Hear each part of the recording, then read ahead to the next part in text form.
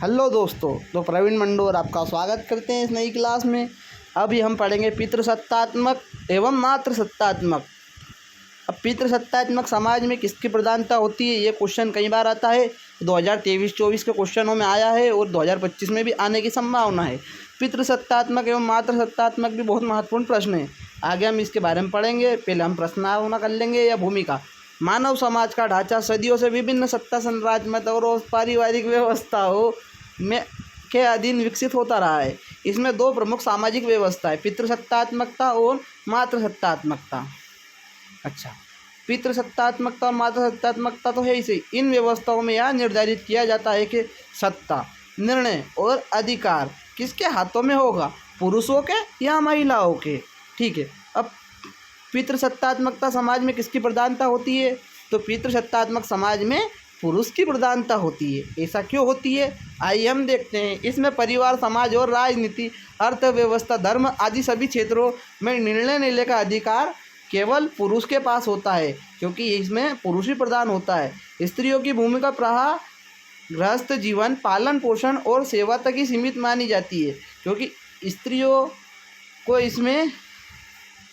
इस समाज में राजनीतिक, अर्थव्यवस्था आदि धर्म क्षेत्रों में निर्णय लेने का अधिकार नहीं है पुरुषों के समान। इस व्यवस्था में पुरुष को सर्वोच्च निर्णयकर्ता, आर्थिक निर्णयक और परिवार का मुखिया माना जाता है।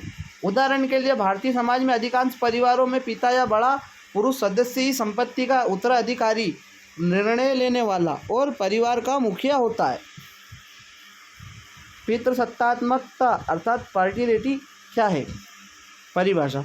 पितृसत्तात्मकता वह सामाजिक व्यवस्था है जिसमें पुरुष को स्त्रियों की तुलना में अधिक अधिकार और शक्ति और प्रतिष्ठा प्राप्त होती है। इसकी जो मुख्य विशेषता इस प्रकार है कि पिता की वंश परंपरा, ठीक है, पिता की वंश परंपरा अर्थात वंश पिता के नाम से चलता है, जैसे शर्मा, गुप्ता, वर्मा आदि। संपत्ति का उत्तराधिकारी, पुत्र को ही परिवार की संपत्ति मिलती है, पुत्री को नहीं मिलती है।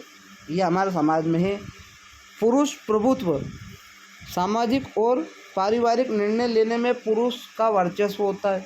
स्त्रियों की अधीनता, स्त्रियों से आज्ञाकारिता और समर्पण की अपेक्षा रखी जाती है। नारी की भूमिका सीमित रहती है, केवल पत्नी, माँ, बहन के रूप में ही स्वीकारता है। पितृसत्तात्मकता के परिणाम, लैंगिक भेदभाव, जैसे कि लैंगिक भेदभाव कैसे होते हैं, घरेलू हिंसा और दहेज प्रथा, महिलाओं की शिक्षा और रोजगार में बाधा, पुरुषों पर भी कठोर सामाजिक अपेक्षाएं, जैसे मर्द को दर्द नहीं होता, पिक्चर देखिए नहीं, मर्द को दर्द नहीं होता, वही वाली। मातृसत्तात्मकता, तो मातृसत्तात्मकता क्या होती है, मातृसत्तात्मकता वह सामाजिक व्यवस्था है जिसमें महिलाओं को प्रमुख सामाजिक, आर्थिक एवं पारिवारिक अधिकार प्राप्त होते हैं।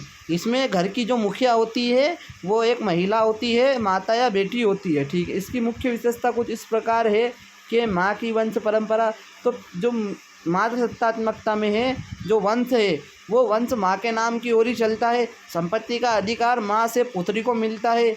महिला मुखिया होती है इसमें। परिवार में निर्णय लेने का अधिकार स्त्री को होता है। पुरुषों की भूमिका सीमित होती है, क्योंकि पुरुष अधिकार सहायक भूमिका में होते हैं। उदाहरण के लिए भारत में मेघालय राज्य में खासी घरों और जयंतियाँ जनजातियाँ मातृसत्तात्मक व्यवस्था का पालन करती हैं। यहाँ संपत्ति छोटी बेटी को मिलती है और विवाह के बाद पति को पत्नी के घर में रहना होता है।